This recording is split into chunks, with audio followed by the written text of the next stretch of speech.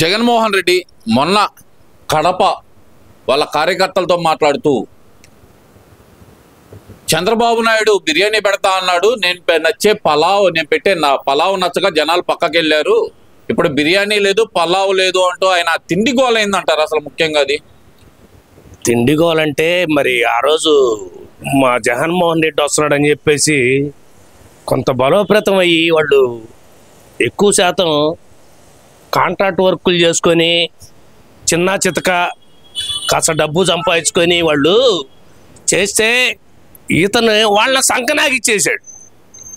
సంకనాగిచ్చాడు కాబట్టి నీ ఆఫీసులు నీ మీద దాడి కూడా జరిగిందనేది మాకు వచ్చిన సమాచారం.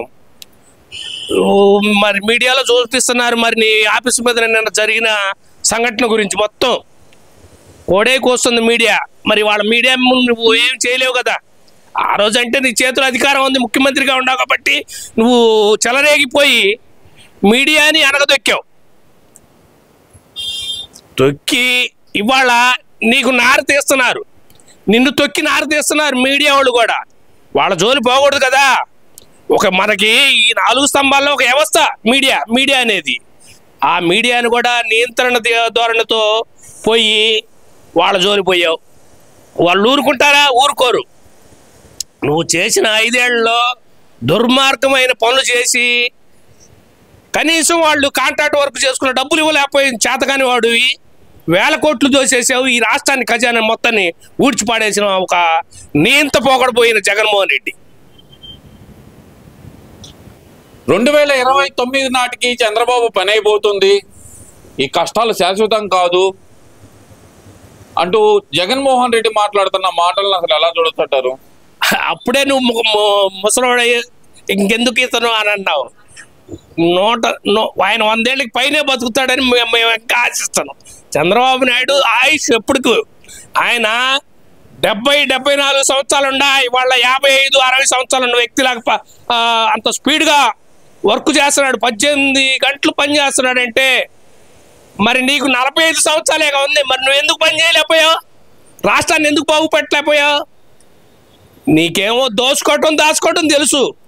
ఆయనకి రాష్ట్ర ప్రభుత్వాన్ని రాష్ట్రాన్ని ఎట్టా బాగుపెట్టాలా, ఎట్టా గాడిలో పెట్టాలని చెప్పేసి అహర్నిశగా ఎక్కడి నుంచి మనకి ఎట్లా పెట్టుబడి రావాలని శ్రమిస్తూ ఈరోజు ఆహారాలు లేకుండా అతను తినేది మనం కొవ్వు పట్టే భోజనం కూడా చేయడు నారా చంద్రబాబు నాయుడు గారు. ఆయన తినేది లైట్ ఫుడ్ ఏదైనా కానీ టైం టు టైం మెయింటైన్ చేస్తాడు, కరెక్ట్గా ఉంటాడు.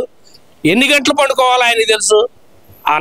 ఉన్నాడు కాబట్టి ఇవాళ ఎన్ని సంవత్సరాలైనా బ్రతుకుతాడు. అంటే ఇక్కడ ప్రధానంగా చూస్తే కనుక అసలు 29కి కూటమి పని అయిపోతుంది, మళ్ళీ నేనే అధికారంలోకి వస్తాను, ఈసారి ఇంతకింత బదులు తీర్చుకుందామంటూ ఆయన కార్యకర్తలను ఉద్రేకపరచడాన్ని అసలు ఎలా చూడొచ్చు అంటారు? 40 ఏళ్ళకే అయిపోయిందని ఆ రోజే మీరు కారు కోతలు కూర్చారు మీ నోటికి వచ్చినట్టు.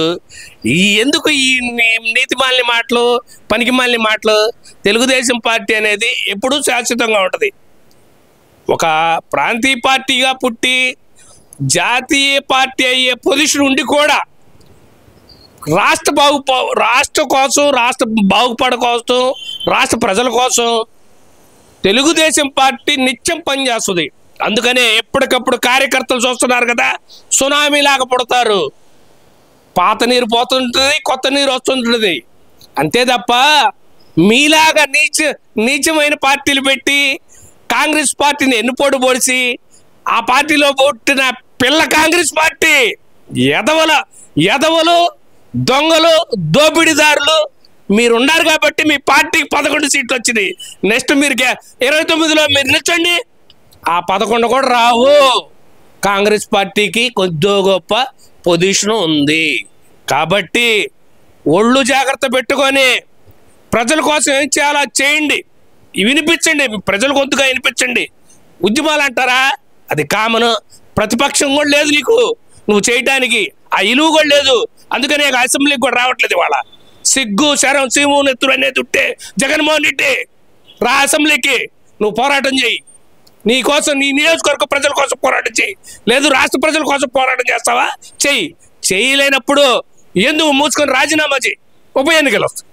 అంటే ఆయన కూడా అదే అంటున్నాడుగా, మీరు రైతులకు మంచి చేయలేదు, రైతుల్లో ఆల్రెడీ వ్యతిరేకత మొదలైంది, కూటమి ప్రభుత్వం మీద పూర్తిగా విశ్వాసం కోల్పోయారు ప్రజలు, మీరు మంచి చేసామనుకుంటే మొత్తం రాజీనామా చేసి ఎలక్షన్లకు వెళ్దాం రండి, దమ్ముంటే సవాల్ స్వీకరించండి అంటున్నాడు కదా మరి ఆయన కూడా. ఏది జగన్మోహన్ రెడ్డి అంటాడా? అబ్బా మరి నువ్వు 151 రాజీనామా చేసినట్టు బాగుండేదే, తెలుగుదేశం పార్టీ గెలిచేది కదా. నువ్వు దొంగదారుల్లో పోయి ఆ అబద్ధపు మాటలు చెప్పి ప్రజలను మోసం చేసిన వ్యక్తి నువ్వు. అందుకని నేను 150 సీట్లు ఇచ్చిన, కనీసం నియోజకవర్గంలో రోడ్లు వేసుకోవడం చేత కానీ ఎమ్మెల్యేలు కేంద్రం నుంచి నిధులు దాని ఎంపీలు గెలిపించుకొని సిగ్గుపడ్డారు తెలుగు ప్రజలు తెలుసా. జగన్మోహన్ రెడ్డి సిగ్గుపడ్డారు. ఇదిగో చూడు ఇవాళ ఎలాగ జరుగుతుందో కూటమి ప్రభుత్వంలో.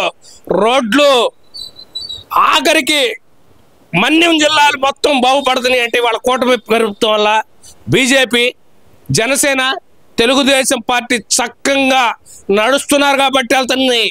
మీరు మీ నక్క జిత్తులు తెలివితేటలతో ఇంకా తగాదులు పెట్టాలి, కులాల కుంపట్లో పెట్టాలని చెప్పేసి నువ్వు ప్రయత్నం చేస్తావు. అధికారం వచ్చిన కాడి నుంచి కులాల కుంపటే పెడతావు.